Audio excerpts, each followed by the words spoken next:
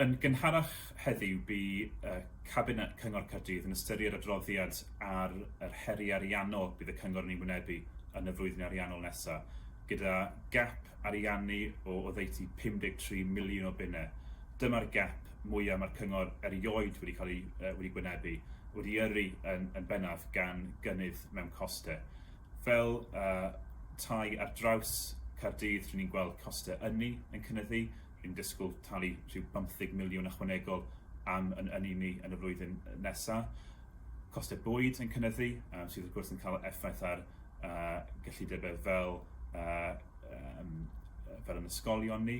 Ac yna cost talu yn gweithlu ni, sydd yn amlwg ac yn iawn yn disgwyl cynnydd teg yn ei tal nhw, oherwydd y gwasgedd ariannol mae nhw'n ei wynebu, ond wrth gwrs mae angen i'r Cyngor dalu am hynny hefyd. Ac ynghyd â chostau'n cynyddu, mae yna alw cynyddol am ein gwasanaethau ni hefyd, yn gwasanaethau cyngor ni, enghraifft. Yn amlwg pobl yn dod un hubs ni yn gofyn am cwestiynau mewn ymateb i'r pwysedd ariannol mae nhw'n ei wynebu. Dyn ni gweld dyblu yn ei galw am y gwasanaethau hynny dros yr haf.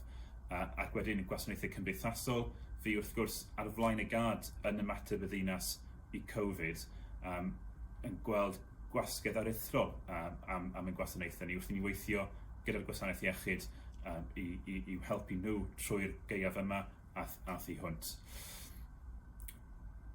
Mae cynifer o'r ariannu Cyngor ddim yn dod fel byddwch chi'n disgwyl o dreth y Cyngor, ond yn dod fel grant o Lywodraeth Cymru. Dyna le mae mwyafrif yn ariannu ni yn dod, a'r arian hynny yn ei dro yn dod fel grant o y Lywodraeth, y Deyrnas Gyfunol.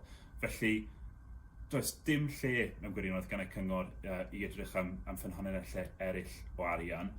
Mae rhai wedi awgrymu fod yna ffat i'w dorri o gyllidebau Cyngor, allai'ch sicrhau chi nid yna'r achos.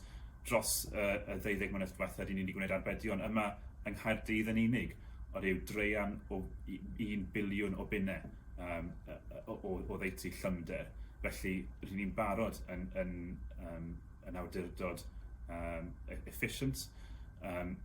Beth allai'ch sicrhau chi ydy byddwn ni'n parhau i wneud yn gorau i amddiffyn y gwasanaethau hynny mae pobl yng Nghaerdydd yn dibynnu arno sydd yn mor bwysig i gynifer y bobl. Dyna beth allai'ch sicrhau chi tra'n bod ni, wrth gwrs gyda cynghorau eraill yng Nghymru, yn gwneud yr alwad am ariannu teg i'w un cynghorau lleol ni.